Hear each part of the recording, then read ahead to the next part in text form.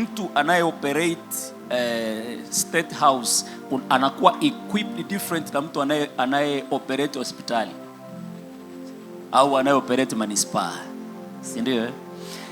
Lakini kati ya kitu ambacho watu wengi kwa sababu ya kuipata concept ya Mungu vibaya, kwa sababu concept ya Mungu ilivyohubiriwa kwetu ilihubiriwa kama uwepo wa mzee fulani mwenye ndevu ambaye anatutaka tuishi maisha mazuri ili tukifa tuende kwake tukaishi naye. Sasa ile concept shida yake ni kwamba kila mtu anakaa tayari kuondoka kwenda mbinguni, na ufalme wa Mungu hapa duniani unasafa kwa sababu waliotakiwa kusimama kama watu wa ufalme ili kuoperate ndani ya ufalme hawasimami, na hata wakisimama they are too weak kuweza kubeba responsibility ya kifalme. Tunaweza tukazungumza mambo mengi ya kifalme, tukasema, tukajizelezea sisi ni watu wa ufalme, but can we really handle the weight ya responsibility ya ufalme? Kwa hiyo unagundua kwamba ni muhimu sana kuwa equipped mtu wa ufalme kuwezeshwa kifalme. Bwana Yesu asifiwe. Bwana asifiwe. Kwa hiyo hata hii series ambayo tutaianza ni ya muhimu sana. Amen. So ninakukaribisha Jumatano, tutakuwa tunazungumza kuhusu Roho Mtakatifu. Leo kwa sababu tulikuwa na session nzuri sana ya prayers hapa kanisani. Mungu akubariki wewe ambaye umepata neema ukashiriki. Wanaoongea Kiingereza wanasemaga numbers don't lie, si ndio? Na mimi nasema upako don't lie. Amen. Nimeyaona mambo mengi mazuri na nimemtukuza sana Bwana kwa ajili ya kile ambacho kimefanyika. Kwa wale mliokuwepo mnaelewa kile ambacho Mungu amefanya na ile safari ambayo Mungu amewapa kuitembea. So Mungu amenipa neema ya kukuona wewe hapa. Mungu amenipa neema ya kumuona mtu mkubwa. Amen. Na mtu mkubwa kwangu mimi sio wale mnaowajua nyinyi wenye ukubwa wa kiserikali au kivyeo kinini. Mimi mtu mkubwa ni yule mkubwa rohoni. Bwana asifiwe. Bwana Yesu asifiwe. So tukiwa katika hili wiki tulizungumza sana issue za ufalme, utawala, dominion, si ndio? Na leo naomba nikazie kitu fulani cha kumalizia tu katika mwendelezo ule ambao tulikuwa nao. Nipavalishe kitu fulani pale ambapo tumekuwa tukipatembea kwa wiki nzima. Alafu ninajua kwa neema ya Mungu atakupa kupata kile ambacho kimekusudiwa. Sasa tunapozungumza kuhusu utawala, kuhusu ufalme, tunapozungumza kuhusu, the Bible inasema kwamba tulifanywa ili tutawale, si ndio? Hatuwezi kuzungumza kuhusu utawala tusizungumze kuhusu ufalme, kwa sababu utawala ni katika ufalme, si ndio? Sasa kumekuwepo na mafundisho mengi yakizungumza kuhusu ufalme, na mengine yamesaidia, mengine yamerahisisha sana mpaka imefika mahali hata maana ya ufalme wenyewe hatuielewi, si ndio? Tuna kingdom finances, tuna kingdom people, kuna ile ya apostle kingdom breakfast, si ndio? Kuna kingdom everything, si ndio? Sasa hakuna ubaya kuviita Pastor Shikozi, Mungu akubariki sana. Hakuna ubaya kuzungumza hivyo. Hakuna ubaya kufundisha kingdom finance, kingdom nini, kingdom material, sijui. Hakuna ubaya wowote katika kuvisema hivyo vitu. Lakini ni muhimu sana kuelewa huo ufalme ili kile unachokizungumza kuhusu huo ufalme kiweze kuwa relevant. Bwana asifiwe. Tunaweza tukazungumza kingdom finance, tunaweza tukazungumza sui kingdom kitu fulani, but kama kingdom yenyewe haieleweki, maana yake relevance ya kile tunachokisema ama kile tunachokifundisha inakufa, inakuwa haipo. Inakuwa ni kikundi fulani cha watu wanaozungumza vitu vya kusisimua, lakini hakuna matokeo. Bwana Yesu asifiwe. So niruhusu asubuhi ya leo nizungumze kitu kidogo tu kuhusu ufalme. Mara nyingine inaonekana ukizungumza habari za ufalme wa Mungu kana kwamba ni kitu fulani kinachokuja, utawala wa kimungu ambao siku moja utakuja. Kwenye mind za Wakristo wengi inakuja kwamba ufalme wa Mungu ni pale Mungu anatawala na sisi tunaimba mapambio, mtakatifu, mtakatifu, mtakatifu. Kwa hiyo tunaitazama ufalme wa Mungu kama kitu ambacho kitakuja, kitu ambacho kiko katika future. Na hata tulipojaribu kuishusha chini kidogo tuikaribie, basi tukatazama ufalme wa Mungu kama kazi za injili. Tukifanya mahubiri tunasema tumefanya kazi ya Mungu kwenye ufalme wa Mungu. Tukiwaleta watu kwa Yesu tumefanya kazi ya ufalme. Ni sahihi kuzungumza hivyo, lakini bado tunabidi kuuelewa huu ufalme zaidi kwa vile ambavyo ufalme wenyewe upo. Kwenye kitabu kile cha Luka sura ya 17, nitaomba tunasomea mstari wa 20 na wa 21.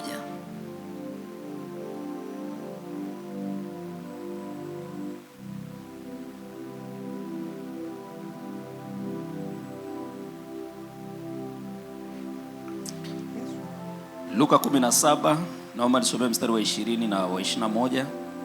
Yesu alipoulizwa na Mafarisayo, ufalme wa Mungu utakuja lini? Yeye akawajibu, ufalme wa Mungu hauji kwa kuchunguza kwa bidii, wala watu hawatasema huu hapa au ule kule, kwa maana ufalme wa Mungu umo ndani yenu.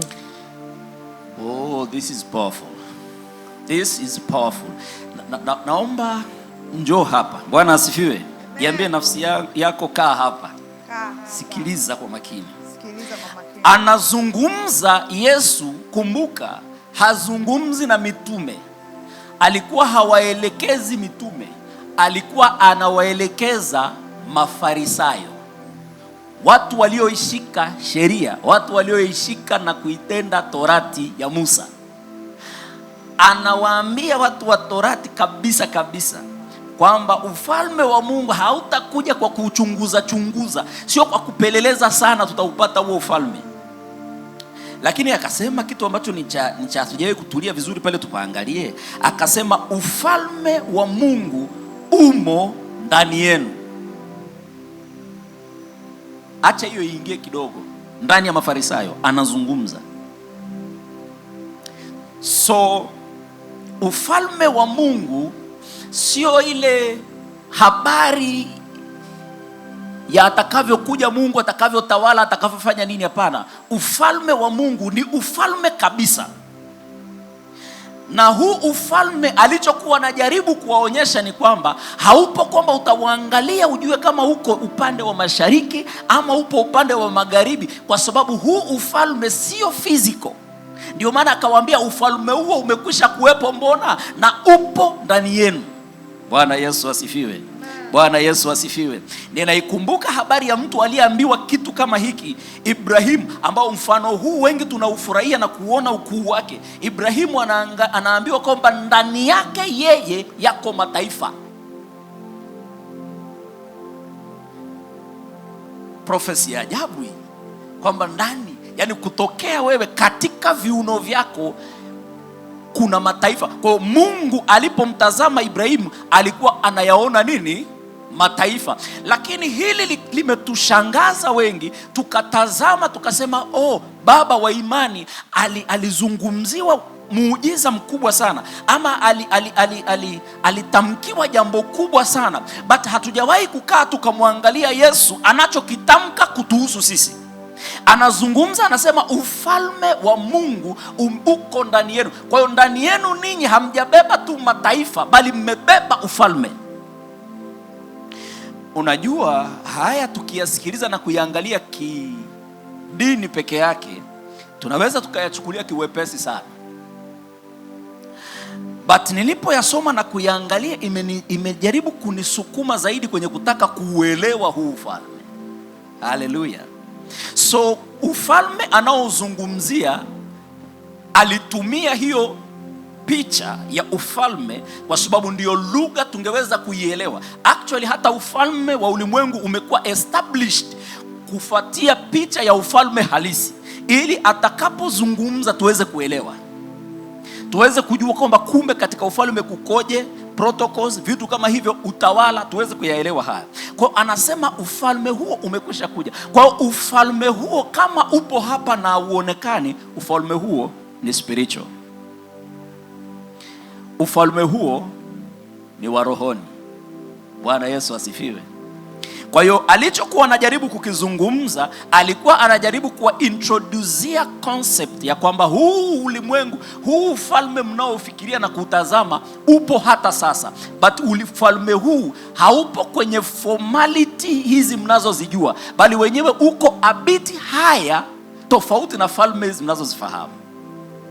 Kwa lugha nyingine, ndiko ambako ufalme huu mlionao nje unakotokea.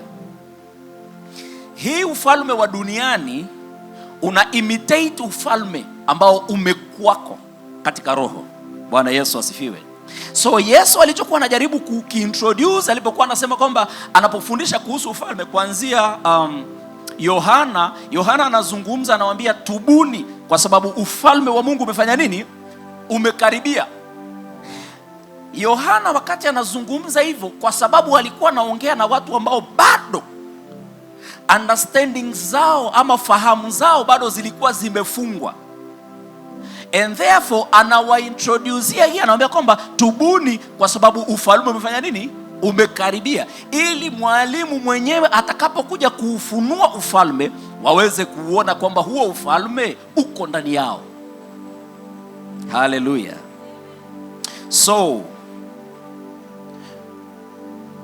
ulimwengu una exist in layers. Kuna huu ulimwengu wa mwili ambao unaonekana, na kuna ulimwengu wa roho. So Yesu alichokuwa anajaribu kukizungumza, alikuwa anauzungumzia ulimwengu wa roho. Kitabu kile cha Luka hiyo rudi nyuma kidogo, sura ya 13 mstari wa 18 na 19. Kisha Yesu akasema, ufalme wa Mungu unafanana na nini? Ni ufananishe na nini? Hii ni tafsiri ya TKU. Kisha Yesu akasema, ufalme wa Mungu unafanana na nini? Ni ufananishe na nini? Ufalme wa Mungu ni kama mbegu ya haradali. Mtu mmoja aliichukua na kuipanda katika bustani yake. Mbegu ikaota, ikakua na kuwa mti, na ndege wakatengeneza viota kwenye matawi yake. Bwana asifiwe. Ninyi wengine mna translation tofauti, mmeisoma, mmeiona katika translation zenu, si ndio? Anazungumza, anawaambia ufalme wa Mungu ni ufananishe na nini?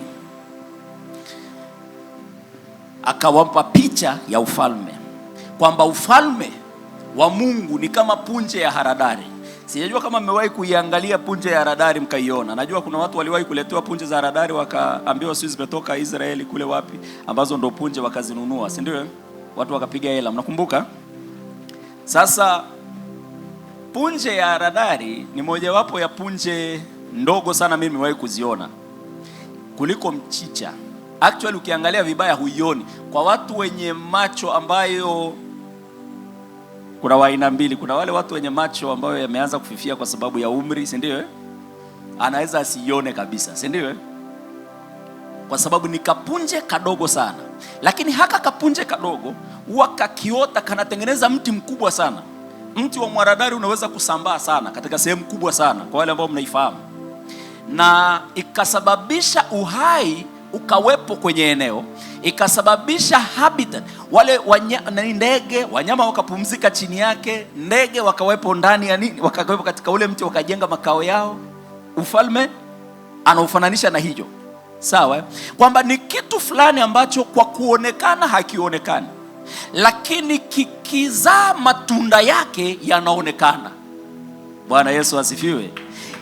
ufalme akaufananisha na hiyo, kwa sababu ile punje haionekani vizuri, lakini ikishawekwa chini ikamea itaonekana. Kwa hiyo in other way ninaweza nikaizungumza kwamba ufalme wa Mungu ndio cause ya ufalme unaoonekana. Hauwezi ukazungumza kutawala kwenye ufalme unaoonekana kama kwanza hujatawala kwenye ufalme usioonekana. Ndio maana ninyi hamuelewi ni kwa nini inalazimu hata viongozi wanapokuwa wanaapishwa wanakaa kwenye kale kakigoda, na wale wazee msio wafahamu huwa wanakujaga tu chapu na kuondoka. Sio kama mnawaonaga wale, si ndio?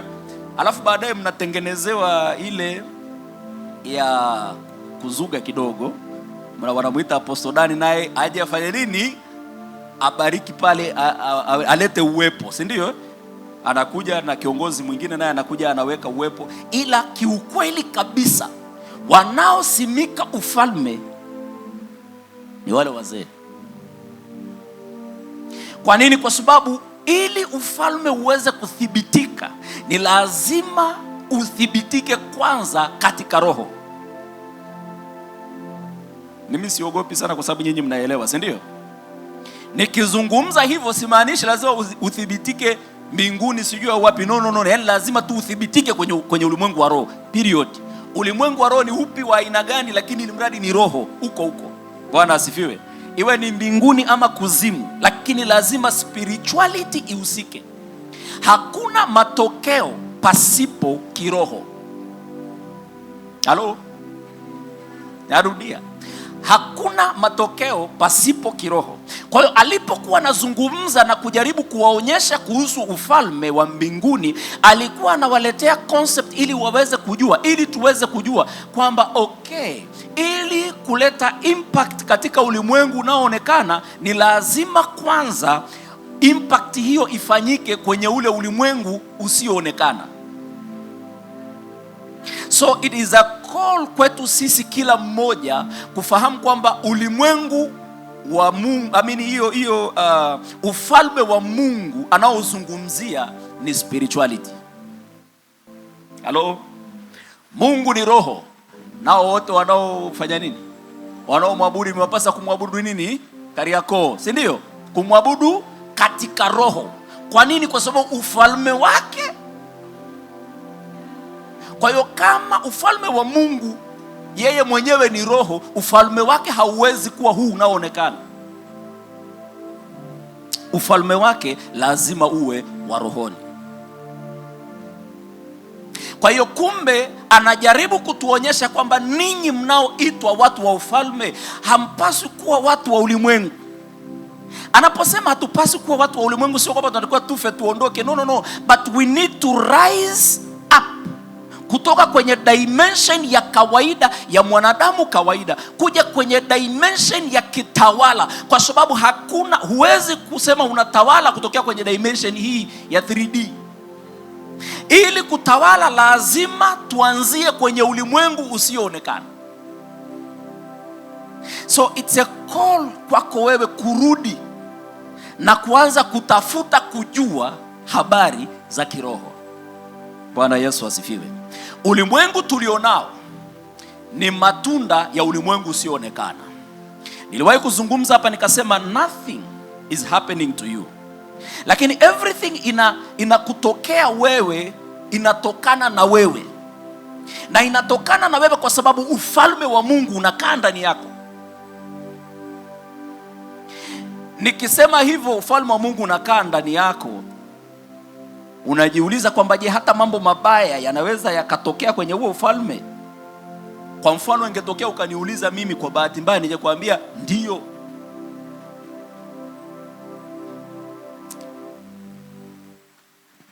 Anazungumza anasema, niliwaletea njaa alafu nikawapa chakula. Nakumbuka nikawalisha kwa chakula cha mana sijui ambayo hata baba zenu hawakuijua.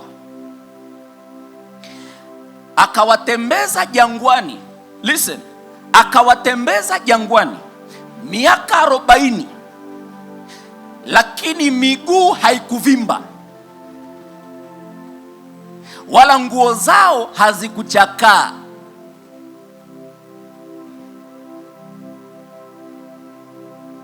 Muujiza haupo kwenye kutembea na miguu kutokuvimba. No. Mungu alikuwa anajaribu kuonyesha kwamba nilikuwa pamoja na wewe hata katika mahali ambapo unadhani kwamba sikuwepo.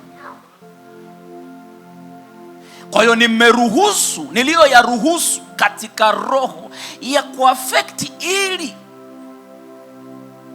ili ujue na ukumbuke. Ngoja tuisome hii. Ngoja tuisome mara moja tu. Kwenye kitabu cha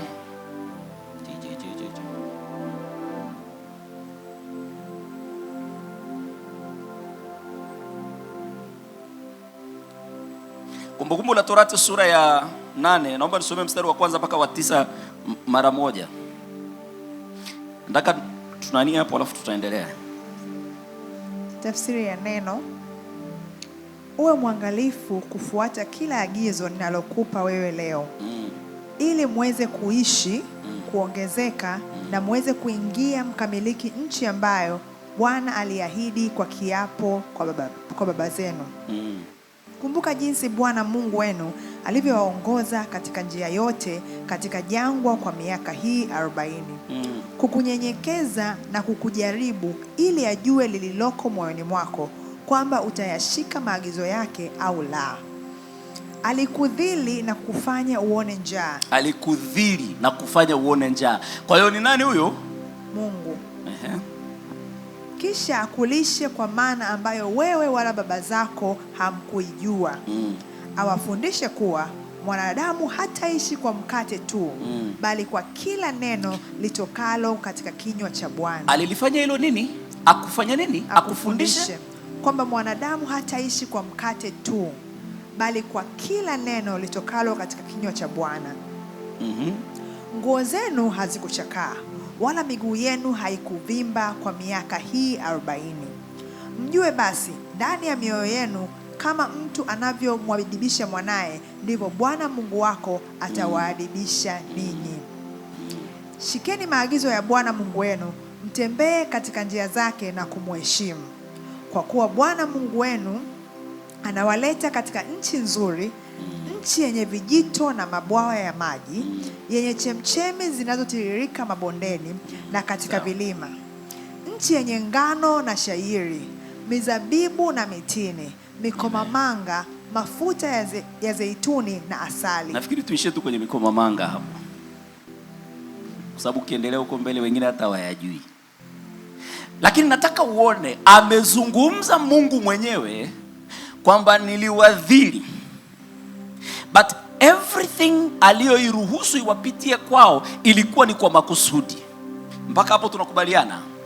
So tunaporudi kwenye concept ya ufalme wa Mungu ambao unakaa ndani yako, ambako kila kitu kinaanzia katika huo ufalme. Kwa hiyo ukiuelewa na kuujua na kuaccept, utaweza kuudirect. Usipoelewa na kutokuujua, na pengine usipo-accept, hauwezi kukudirect. Lakini haimaanishi kwamba huo ufalme haupo. Halo? Kuna watu tunadhani kwamba maybe haya mambo ya kanisani tunajifunza ili tufanye mambo fulani, au tunajifunza ili tuende mbinguni. Nimekuwa nikizungumza kwenye hili kanisa mpaka baadhi ya watu wakadhani kwamba labda mimi nimekata tamaa ya kwenda mbinguni. Hapana, sijakata tamaa ya kwenda mbinguni, ila nina uhakika mno kwamba mbinguni tutaenda tu. But kudhani kwamba tunafanya all this, tunakaa tunajifunza ili tuende mbinguni is wrong.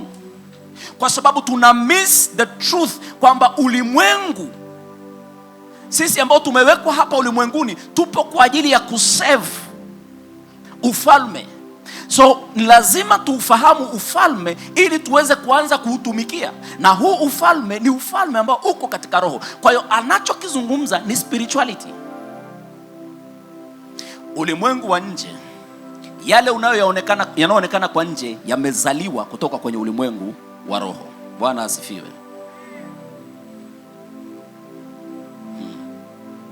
Now,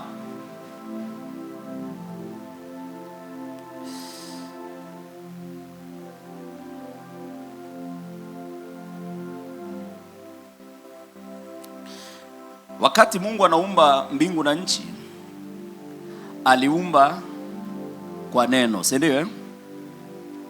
Sema let there be, let there be, let there be. Lakini ukisoma sura ya kwanza vizuri unaona kabisa kwamba kile chote alichokiumba hakikuwepo. Ndivyo Biblia inavyozungumza, si ndio? Kwamba na ulimwengu wote ulikuwa ni utupu na hauna umbo. Kitu ambacho hakina umbo huwezi kukiona. Lakini nasema haukuwepo kwa tafsiri ya macho yetu physical, but ulimwengu ulikuwepo. Na ule ulimwengu ulikuwa halisi kabisa, lakini ulikuwa haujaonekana katika mwili. Kwa hiyo ulimwengu umeanzia katika nini? Katika roho.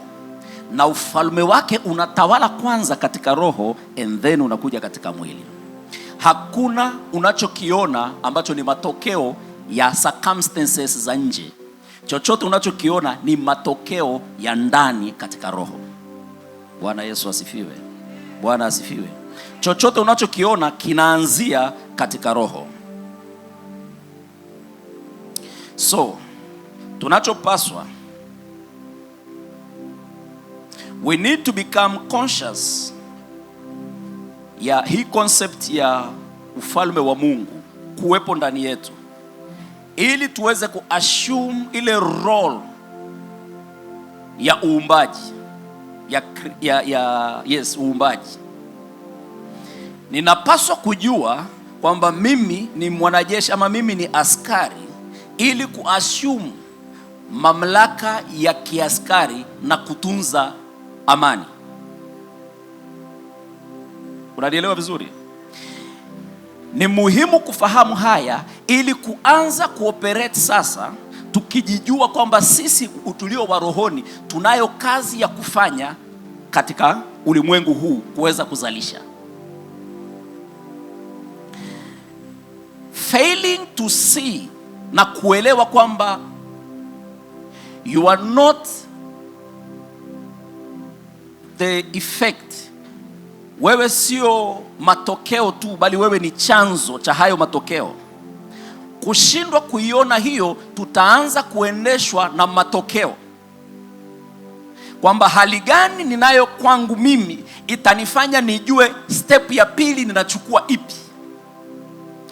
Tunakimbia na kuwakimbilia watu kutaka msaada fulani kwa sababu tumetafsiri hali tulizonazo.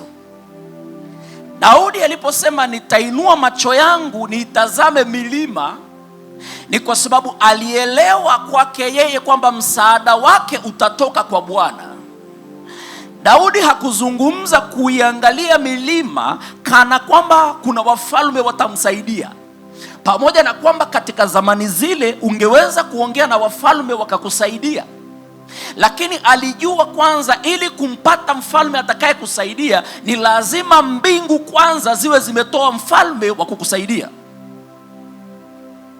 Maisha yetu yamekuwa hayana impact kwa sababu mara nyingi tumeishi tukiendeshwa na circumstances, tukiendeshwa na experience. Tunasema kwamba biashara hii ninayofanya ama jambo hili lililonitokea, mara nyingi likikutokea hili inakuwa A, B, C, D. Nataka nizungumze na mtu hapa. Ni vizuri sana kuwa na experience, lakini Mungu anatamani watu wanaofahamu kwamba wao they belong to the kingdom. Na kule kwenye ufalme ndiko chanzo cha elimu yote, ndiko chanzo cha kila kitu ambacho tunahitaji kukifanya. Kwa hiyo yale majibu ninayowatazamia, mara nyingine sihitaji yale majibu nipewe. Listen to this. Yale majibu unayotarajia hauhitaji kupewa yale majibu, bali unahitaji kutoa yale majibu. God is calling us to the kwenye position ambayo hatukimbizani na matokeo, bali tunasababisha matokeo. Kilio chako kimekwenda sana, but now it's time. Mungu anasema kwamba ufalme wake unakaa ndani yako, na katika ufalme wake yeye hakuna lack. kuna abundance, kuna utoshelevu kwenye huo ufalme. Ufalme wake yeye hauna maswali yasiyokuwa na majibu. Katika ule ufalme tasa wanazaa. Katika ule ufalme waliokufa wanafufuka. Kwenye ule ufalme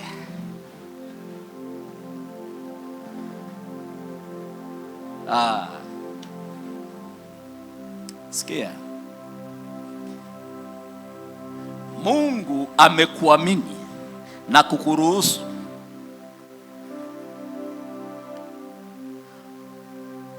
kuoperate katika ufalme. Wewe sio mwanadamu tu wa kawaida, kwa sababu Mungu anakaa ndani yako. Na nikufunulie hili katika kweli kabisa, kwamba ni Mungu ameamua kujimanifest kama wewe.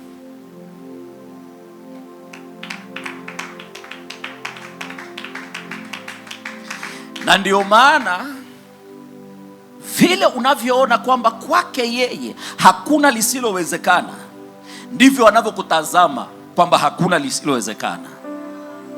Kwa sababu inahitaji neno lako tu, mbingu zisimame na kutenda. Elia akasema, kwa neno langu haitanyesha mvua juu ya nchi kwa miaka 3.5. Mungu anatafuta hawa watu kwenye kizazi chetu ambacho wameelewa kabisa kwamba no, they are not mere humans, but hawa ni watu waliokasimiwa mamlaka ya kifalme. Na kwenye mamlaka ya kifalme manake neno lako ni neno la mfalme. Ukizungumza, mbingu zinatembea kwa ajili yako. Inawezekana kabisa tukiichunguza circumstance au issue ya Elia alizidisha sana, lakini mbingu zilisababisha sawasawa na neno la Elia, kwa sababu alikuwepo mtu aliyekuwa bold enough kujua kwamba kinachokaa ndani yangu mimi sio tu mtu. Ndugu zangu, sikilizeni. Kuna aliyefanywa siku ya kwenye ile sura ya kwanza mstari wa 26. Alafu kuna aliyefanywa kwenye sura ya pili kwenye kitabu cha Mwanzo. Usijikompare ama usijichanganye ukajizima data ukaamua kujiona wewe ni aliyezaliwa au aliyefanywa ile siku ya sijui ya ngapi ilikuwa ile, hata siku zimeshapita kwenye mahesabu. Yule wa sura ya pili ambaye alifanywa ili kuilima nchi. Ndugu zangu, ninaongea kuhusu ufalme ili mkitaka kuizungumza kingdom finance tuelewe tunazungumzia watu wa namna gani. Sura ya kwanza mstari wa 26 anasema, na tufanye mtu kwa mfano na kwa sura yetu. Yule wa sura ya kwanza akaambiwa kwamba ili sababu ya kufanywa huyu mtu ni ili atawale ulimwengu wote. Alafu kwenye sura ya pili anazungumza, anasema kwamba baada ya Bwana Mungu kufanya mambo yote haya akapumzika, ila akaangalia akaona katika vitu vyote alivyofanya hakuna ambacho kilikuwa kimetokea. Kwanza ameumba miche ya kondeni na nini, lakini nchi ilikuwa haina kitu chochote. Akasema kwa sababu kulikuwa hakuna wa kuilima nchi, to work the land. But kwenye sura ya kwanza mtu amekwisha kuumbwa, lakini haonekani kwa sababu aliyeumbwa sio wa kulima nchi bali ni mtawala. Nataka nishughulikie hii roho ya upunda ambayo imewakalia wanadamu muda mrefu sana, kwamba tuna operate kwa kusahau kwamba sisi tumepewa kutawala, na kama tumepewa kutawala sisi ndio tuna dictate. Biblia inasema kwamba Mungu akapitisha wanyama wote mbele ya Adamu, lakini huyu Adamu yule aliyefanywa mara ya pili, si ndio, ambaye alipuliza yule wa kwanza ndani yake, Biblia inasema kwamba akaangalia ili aone atafanyaje, na kila alichokifanya alifanya sawasawa na vile Mungu alifanya kabla. Kwa hiyo akawa na hakika kwamba huyu mtu niliyemfanya, ili kasha limembeba yule mtu niliyemfanya. Bwana Yesu asifiwe.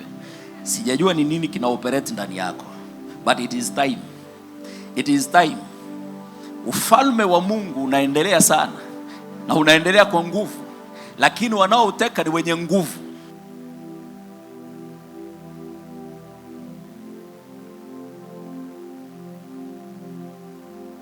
aliyefanywa siku ya kwanza, kazi yake ilikuwa ni moja, kutawala.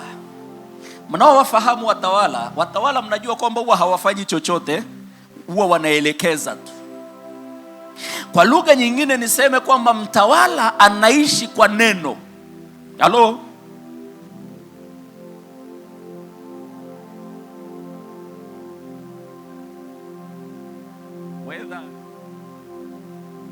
Whether mtawala huyo anajua ama hajui, lakini mtawala huwa anaishi kwa neno. Unasikia tu, mkuu, nimepokea maelekezo. Kama kuna kazi ya kufanyika, hafanyi yeye, huwa anatoa neno. Akitoa neno, kazi inafanyika. Bwana asifiwe. I want you to learn. Nataka uconnect kwenye hii.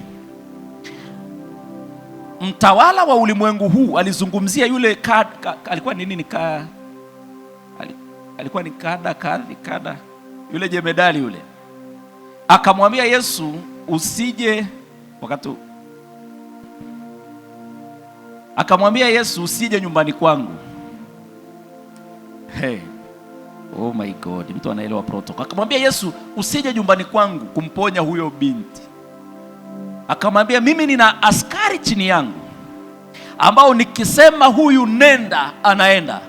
Nikisema huyu kaa, anakaa. Kwa hiyo akamwambia, sihitaji uende. Huyu mtu alikuwa na understanding ya namna ufalme unafanya kazi. Nimepewa kazi moja tu, kukufanya au kukupa habari hii ili uweze kujua kwamba kama mtu wa ufalme, cha kwanza lazima uwe ni mtu unaoperate kwa neno. Kwa neno unaishi. Sisemi kwa neno kwa maana ya kuisoma Biblia. Soma Biblia ili upate maarifa, hiyo ni muhimu sana. Lakini ninazungumza kile ninachozungumza ndicho ninachoishi. Kile ninachozungumza ndicho ninachokula. Kwa sababu ufalme uko ndani yangu. Mimi ndiye wa ufalme, nimepewa neno. Nikisema kaa, atakaa. Nikisema tembea, atatembea. Yusufu alipokabidhiwa mamlaka, yule bwana akasema kwamba wala mtu yoyote asisogeze mguu isipokuwa kwa neno lako. Bwana asifiwe. Ninakuita kuanza kutembea. Kwanza fahamu kwamba ufalme wa Mungu uko ndani yako. Na kama kuhani wa kifalme umepewa neno la kuzungumza. Ninaposema neno sio revelation za kwenye maandiko. Ni kusema tu ninayo afya njema. Ni neno la kifalme kabisa. Kwa sababu kwako itakuwa afya njema. Lakini ukisema kwamba ninaumwa, kwako itakuwa hivyo kwa sababu umesema, na wewe ni wa ufalme, na wewe ni mfalme. Wale tuliokuwa wote hapa niliwaambia kwamba be careful na I am. Kwa sababu hiyo ndio nguvu yenyewe ya uumbaji. Kwa sababu kama ufalme unakaa ndani yako na wewe ni wa ufalme, huwezi ukasema neno lisiwe. Kinachotokea issue ni kwamba mara nyingi tunazungumza lakini hatufahamu kwamba tumezungumza. Tunaongea lakini hatufahamu kwamba tumeongea. Lakini mbingu zinaangalia umesema nini. Kama niko ninapambana, mbingu zinayaruhusu mapambano kwako. Mtumishi,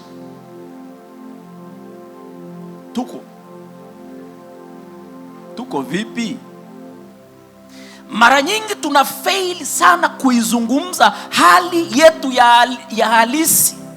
Tunazungumza hali ya nje inayoonekana. Mimi nataka nikuambia ufalme wa Mungu unakaa ndani yako. Na kama ufalme wa Mungu unakaa ndani yako, wewe ni wa ufalme. Angalia unazungumza nini. Bwana Yesu asifiwe. Akawaambia wale kama aliye dhaifu aseme nina nguvu. Alichokuwa anakifanya ni kitu kimoja tu. Alikuwa anawaambia yani hii nguvu, hakuna nguvu itakayoshuka kutoka sehemu nyingine, kwa sababu nguvu yote iko invested in you. And therefore inasubiri tu neno lako ili iweze kutoka na kuanza kufanya kazi. Ukisema ya kwamba nina nguvu, nguvu inafanyika kwako kwa sababu wewe umezungumza kwamba nina nguvu. Niliwahi kuambia kitu kimoja, hata listen. Hata kuna watu mnawaonaga wazuri wa sura, lakini niwaambieni ukweli, wale wengi sio hata wazuri wa sura na umbo, ila kwa sababu hata wao wenyewe wanaamini kwamba wao ni wazuri, kwa hiyo huwa akitembea anategemea ustaajabu uzuri wake. Huwa tunastaajabu uzuri wao, na vice versa yake ni kweli, kwamba ukijiona kwamba sifai, sitoshei, sistahili, bwana mimi sistahili, mimi bwana, ndivyo itakavyokuwa kwako. Let's not confuse unyenyekevu na ujinga. Mjinga ndo ambaye hajui, si ndio? Yes. Tusi confuse unyenyekevu na ujinga, kwamba baba mimi ni mnyoo tu mbele zako. Anasema nilifanyaga na mnyoa hivi. Tabia zako zikiwa za kutegemea watu na kutapeli watu, tabia za kiparasite, hauelewi kwamba prophecy hilo uliitoa wewe, kwa sababu power ya uumbaji imekuwa invested ndani yako. Bwana asifiwe. Napomalizia, naomba worship team humu, nataka tufanye kitu kimoja, na tu provoke kitu fulani ndani yako. Huu ufalme ninaozungumza sio maneno tu, ni ufalme wa nguvu pia. Mungu akikupa kuona kwamba mimi ni agent katika ufalme huu, mimi ni mgavi wa nguvu zake, basi na neno lako liwe na nguvu katika ulimwengu huu. Halo? Ulimwengu unasubiri maneno yako ili uweze kwenda. Kuna mtu uko mahali hapa ambapo una situation ambayo kwako imekupeleka fulani hivi, umeitazama, umeona kama haina majibu. Mchana wa leo ninataka nikuambie kwamba wewe ni nabii wako mwenyewe. Ndugu zangu, nabii wa Mungu anazungumza kuhusu Mungu. Nabii wako atazungumza kukuhusu wewe. Ndio maana Mungu akamfanyia Musa nabii wake. Wakati wao walikuwa hawana Roho Mtakatifu, si ndio? Akamfanyia nabii wake. Yule nabii alikuwa azungumzi habari za Mungu, alikuwa anazungumza habari za Musa. Ndani yako wewe, Mungu amekupa neno la kusema kukuhusu wewe mwenyewe. Mungu amekupa neno la kuzungumza kuhusu taifa. Nisikilize. Tumeinua mambo mengi magumu katika taifa kwa sababu wengi tunazungumza hayo yaliyo magumu. Tunapokaa kwenye mijadala yetu, tumeyatafakari sana mambo magumu kuhusu taifa hili, yale yasiyofurahisha kuhusu taifa hili, na kwa sababu hiyo tumeendelea sana kuchochea. Listen. Tumeendelea sana kuyachochea hayo, na sasa tunashangaa ni kwa nini taifa letu linaenda hivi. Taifa hili linaenda hivi kwa sababu waliotakiwa kuzungumza vyema kuhusu hili taifa wamezungumza vibaya kuhusu hili taifa. Nikisema hivi simaanishi kwamba hakuna wanaokosea, hakuna wanaofanya nini. No, wale wanaokosea ni wanadamu, wamekosea, lakini taifa bado ni taifa, linasubiri sauti ya kifalme ili liweze kuexist. Na leo ngoja nikupe siri moja, kwamba katika taifa hili ambalo watu wengi mnadhani kwamba tunaishi kwa shida, kuna watu wanaishi mbingu katika taifa hili, kwa sababu kwao wao hayo unayoyatafsiri hawajawahi kuyatafsiri, na wala hawana mpango wa kuyatafsiri kama shida. Ninyi ni miungu.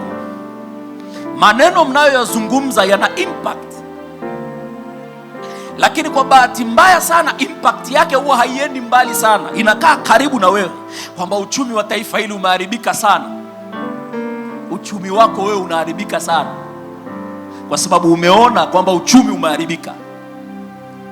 Maybe ni kwa sababu ya bei fulani iliyopanda, bei ya mafuta.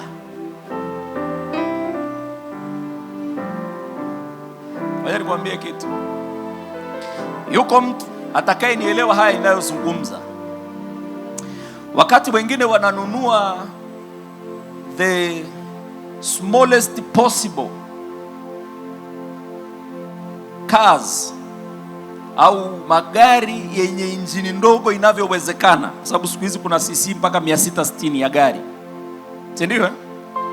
Yapo mengi sana saizi nayaona.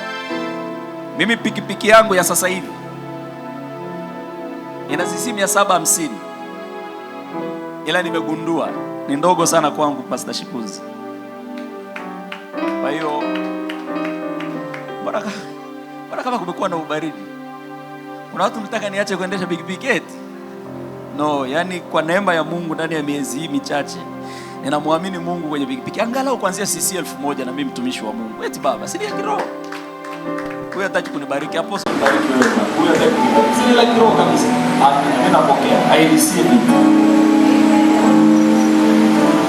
Wakati kila mtu anajaribu kutafuta the smallest possible engine size ili aweze kusave mafuta, kwa sababu ndani yake yeye ulimwengu alio-reflect, ulimwengu alioumba kutoka ndani yake ni ulimwengu wa ugumu wa uchumi. Yuko mtu ambaye anajaribu kuangalia luxury and performance ambayo hauipati kwenye small, kwenye kainjini kadogo. Jana hapo nilikuwa naangalia kuna Subaru imetoka 2018-19 ina cc 2500. Baba, ukikaa ndani ya ile gari utajua kwamba Yesu ni Bwana.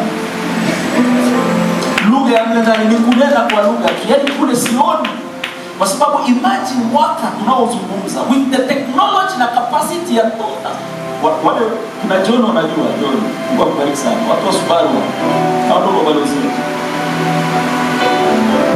Zile cc 2000 tu ndio ile shughuli tunayoionaga barabarani. Ni cc 2000. Sio siku hizi, sio hizi Subaru tunazoendesha, na nikisema hii tafadhali jamani, iwe ni kwa Subaru ambayo ni Subaru na ina dereva ndani, sawa? Tuliweke sawa hiyo, sababu kuna Subaru nyingi zinatembea bila madereva. Lakini ukiikuta ina dereva ina cc 2000, mziki wake ni mkubwa sana, si ndio? Sasa hapo iko hiyo. Niangalia sana, nilitamani sana kama niuliza nafsi yangu, je, tuipandie? Jibu lake sitawaambia mpaka muone kwa macho. Amen. Ninachojaribu kukuonyesha ni nini? Kwamba wako watu wanaokimbilia kwenye udogo kwa sababu tafsiri iliyowazunguka ni tafsiri ya shida. Biblia inasema kwamba aonavyo mtu ndani yake ndivyo. Kwa hiyo kama unaona shida kwako wewe, iko shida. Kama unaona shida kwenye taifa, iko shida. Ninawaambieni katika jina la Yesu, kwenye hii nchi ambayo wengi mnadhani kwamba hali imekuwa mbaya, wako watu wana hali nzuri sana, including myself. Bwana asifiwe sana.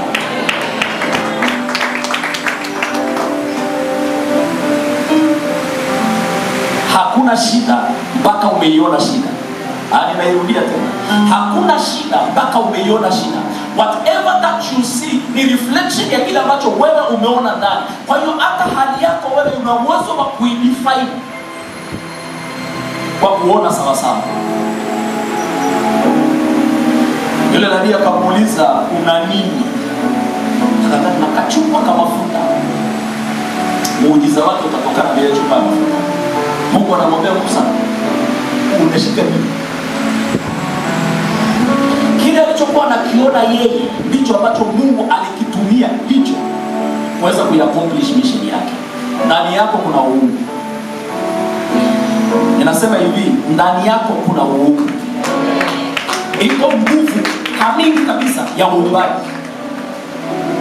Ninasema hivi, ndani yako wewe iko nguvu kabisa ya uumbaji. Nguvu ya kuumba.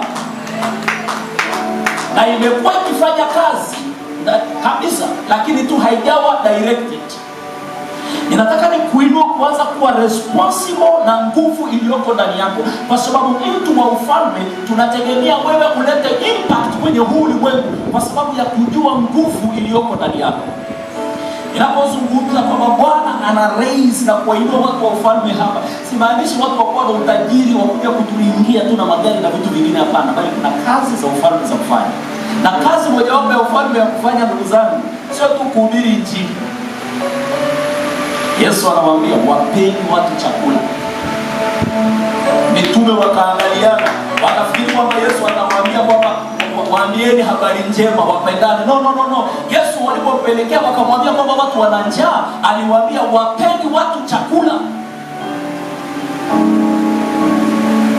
kwa sababu anajua you control the heavens, unayo control katika mbingu. Kwa hiyo sababisha chakula utakaposababisha wewe.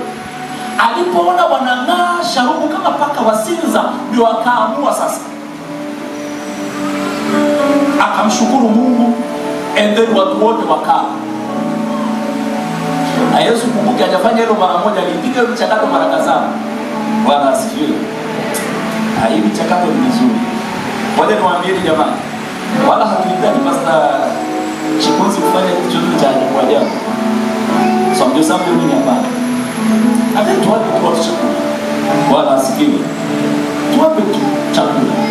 Walioshindwa kusomesha watoto, tusomeshe watoto wao.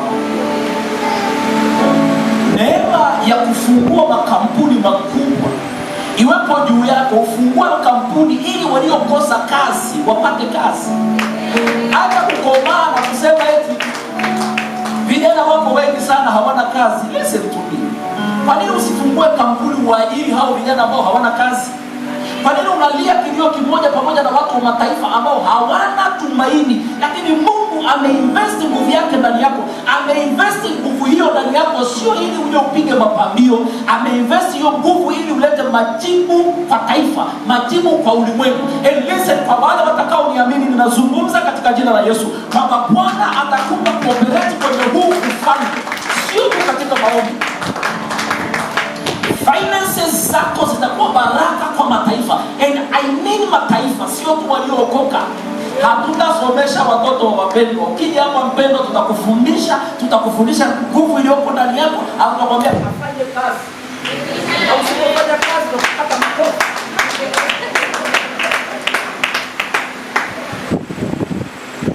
Lakini kwa wale ambao bado amwamini, mimi ninasema hivi, Mungu anakwenda kuinua watu ambao ufalme unadhihirika ndani yao. Hao watu, hela hii mnayoiona hela haina thamani kwao, kwa sababu wao wamevuka kutoka kuwa na hela na kufanyika hela yenyewe. Kwa sababu unapokuwa hela, hauhitaji bank account iwe nasoma kitu fulani. Inahitaji tu presence yako. Ikiwapo presence yako kwa neno lako, kila kitu kita move. Na ndio maana ninasema mimi sijaitwa nitengenezwa na maombi. Hayo wanafanya Pastor Henry na Pastor Sesi, wao wanatengeneza wana maombi. Mimi na equip watu wa ufalme. Na watu wa ufalme hatuta support injili tu, lakini tutasupport misingi kabisa ya ulimwengu kwamba tuna exist kwa sababu yetu. Ngoja niwaulize swali. Leo hii mnaifurahia technology na kazi zenu zimekuwa nyepesi sana, lakini mnajua kuna mwanaume mmoja aliinvest hela zake ili wewe uweze kutumia leo hivi longalonga hivi. Mnatumia matingilingili kwa sababu kuna mtu aliinvest ikatokea hiyo technology, si ndio?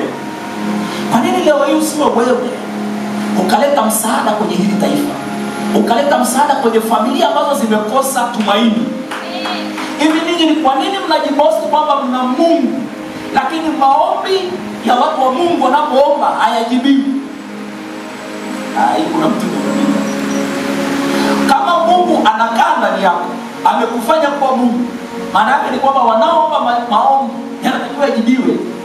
Si ni Mungu huko? Halo. Ndio maana ile zili ninayotamani kuiamsha hapa sio ya kuwa average. Pastor yake sio ya kuwa average. Kama tutazungumza kingdom financier, sio wa average. Niseme tu ukweli, sofa kuna watu average, lakini sio average. Ni watu ambao kweli ni wa ufalme, kwa sababu waliko wao Mungu anaonekana. Na Mungu haonekani tu kwa nguvu za kutoa mapepo, ndugu zangu. Anaonekana kwa sababu ya maombi yao yamejibiwa. Bwana Yesu asifiwe. Sijui kama uko tayari mchana wa leo kwa mmoja kwa wanaojibu maombi. Sasa ninyi ni miungu, wana wa aliye juu. Watakapokuwa wanamuomba huyo aliye juu, wewe utajibu. Bwana asifiwe.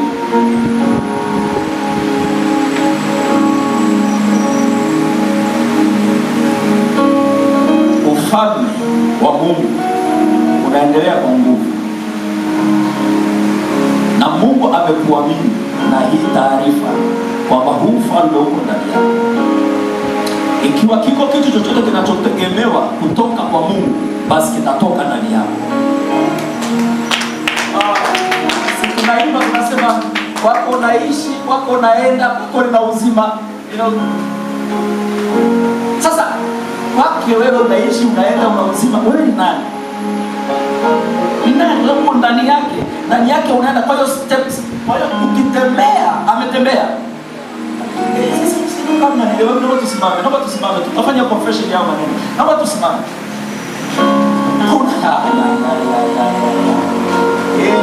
Yesu, asante. Bwana amekufanya wewe kuwa nabii wako wewe mwenyewe na kuwa nabii juu ya hili taifa. Kama ndani yake tunaenda, tunaishi, tuna uzima wetu. Maanake sisi sio sisi, sisi ni yeye ndani yetu. Mimi ni yeye. Mimi ni yeye. Mimi ni yeye.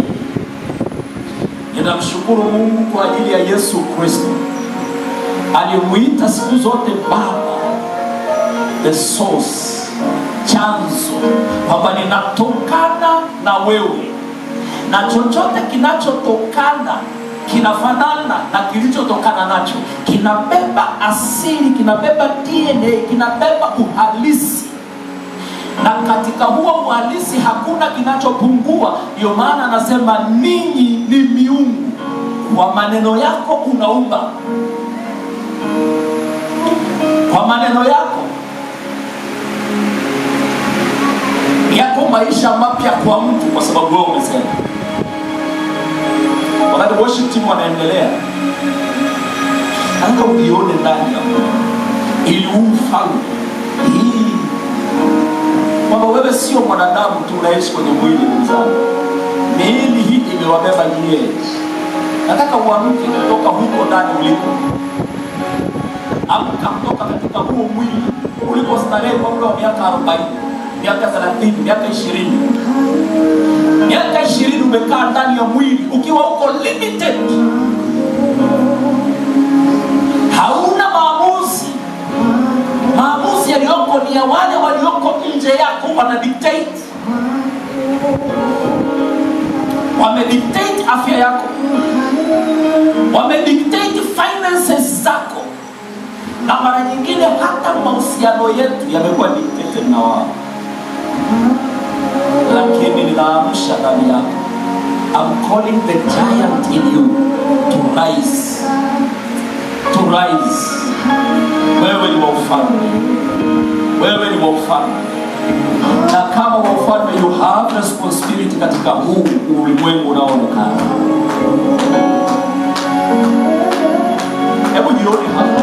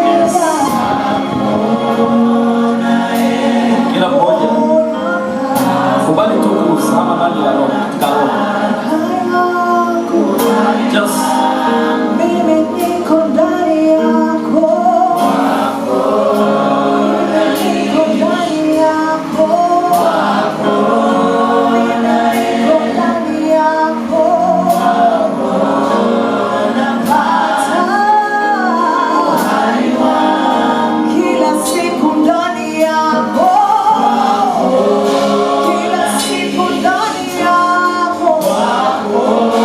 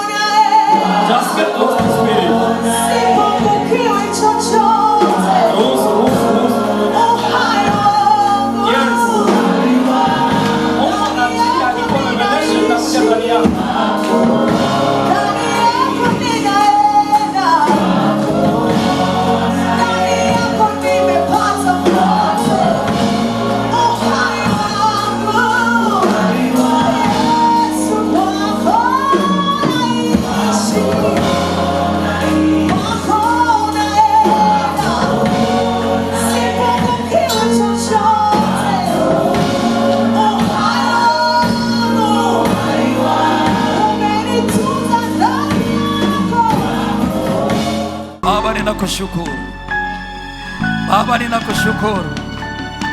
Asante kwa sababu ninauona utukufu wako tena na kurejeshewa tena nguvu. Nguvu imerejea katika jina la Yesu. Nguvu imerejea kwako sasa katika jina la Yesu.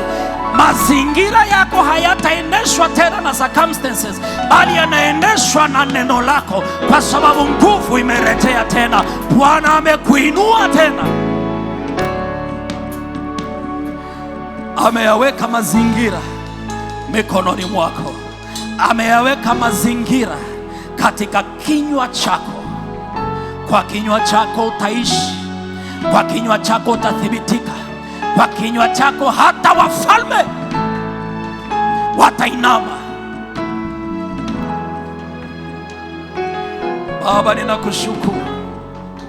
Asante kwa ajili ya neema hii ya ajabu, kwamba jioni ya leo katika taifa hili, mahali hapa, katika kituo hiki cha New Testament Ministries Dar es Salaam, Bwana umerejesha ndani ya watu kile ambacho kwa muda mrefu kilikuwa kimelala. Asante kwa sababu mwanadamu sasa aliyeonekana kwa namna ya kawaida kama mwanadamu anatembea kama mmoja wa miungu.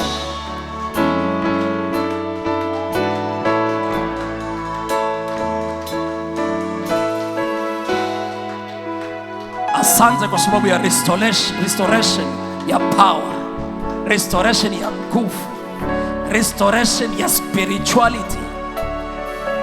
Hatutatembea kama wanadamu wa kawaida, lakini tutatembea kwenye maneno yetu. Akizungumza mtumishi wa Mungu Joel siku moja mahali hapa kwamba Yesu alipokuwa anavuka kwenda ng'ambo, hakuvuka kwenda ng'ambo katika chombo, alivuka kwenda ng'ambo katika maneno yake.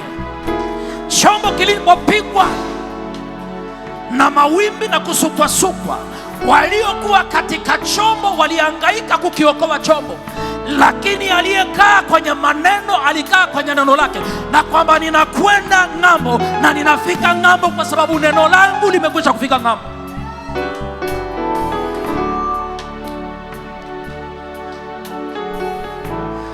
Maneno yako yana nguvu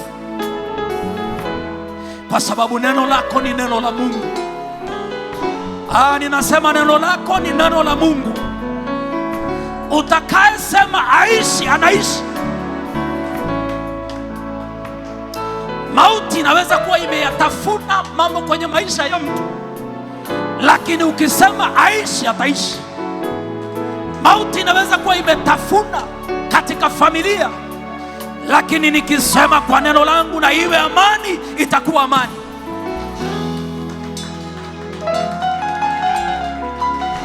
Kwa neno lako. Neno lako ni neno la Mungu na utathibitika katika hilo neno.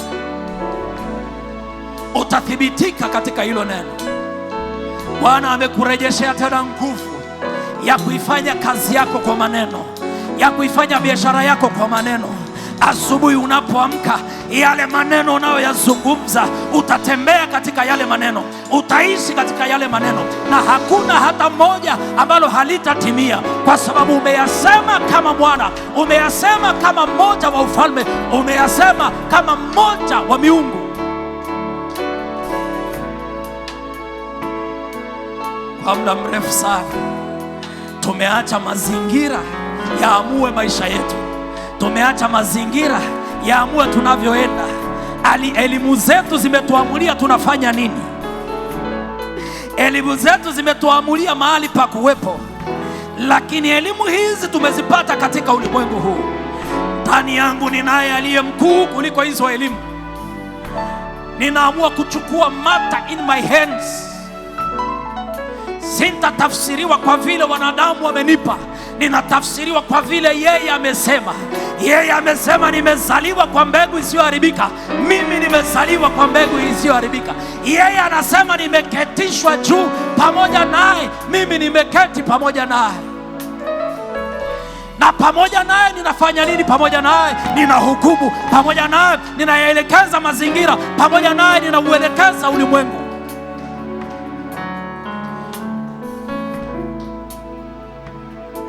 Anasema Yesu ameketi mkono wa kuume wa Baba.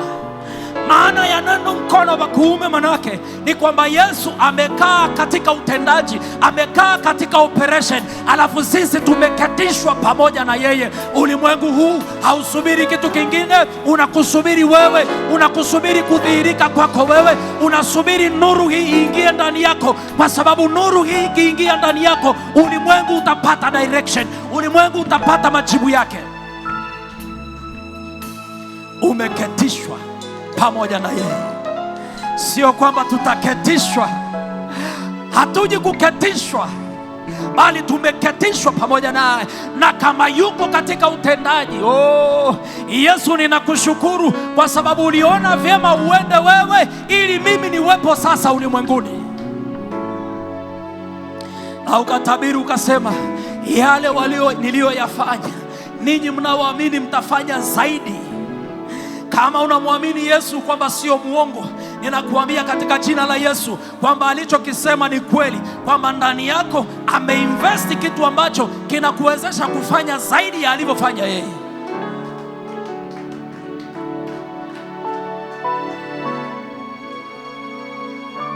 Hebu mshukuru Mungu. Let us thank him. Hebu tumshukuru Mungu tu.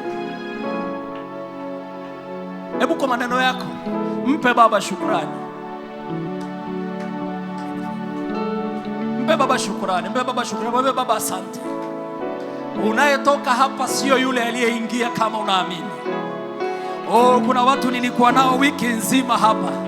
Ninasema katika jina la Yesu Kristo, Bwana ainue watu watakao shuhudia. Haya concept haijadhihirika bado, lakini itadhihirika kile Mungu amefanya ndani yako. Wewe unayeondoka hapa sio yule aliyeingia, kwa sababu kimeinuka kitu kingine ndani yako. Kiko kitu kimezaliwa. Give him thanks. Shukuru tu kwa maneno yako. Endelea kumshukuru tu kwa maneno yako. Endelea. You make my life feel bright.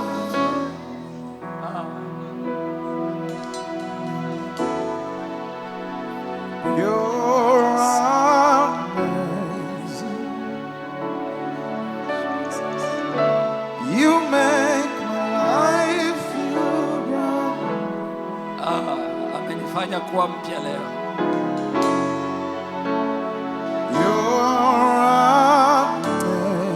Hebu kwa maneno yako ndani ya moyo wako mpe shukrani namna hiyo. You make my